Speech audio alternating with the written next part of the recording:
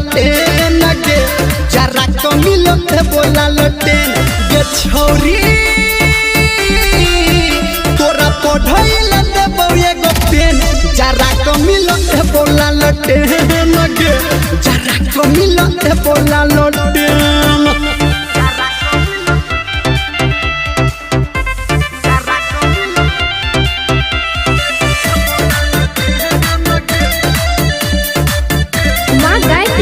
recording studio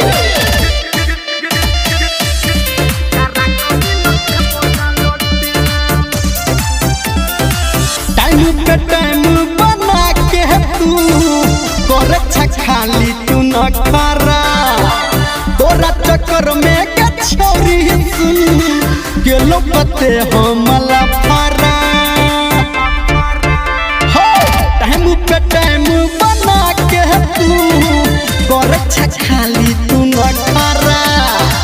तोरा चक्कर में के छोरी सुन के लोपते हमला फरा के छोरी तोर जवानी लगो ए रोपलेन जरा कमिलो ए बोला लटेन गे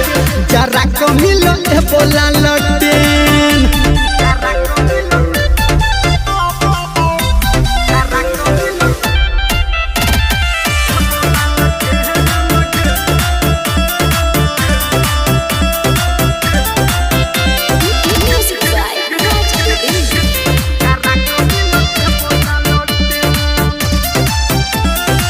मौका पे चौका लगा बोते आई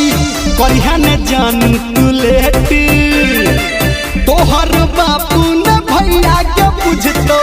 केने छी सब हम सेटी मौका पे चौका लगा बोते आई करिया ने जान तू लेटी तोहर बापू ने भैया के बुझतो केने छी सब हम सेटी गे छौरी निर्मलिया संग कोले लेन देन जरा कमिलो ए बोला लटेन गे जरा कमिलो ए बोला लटेन जरा कमिलो ए बोला लटेन गे जरा कमिलो ए बोला लटेन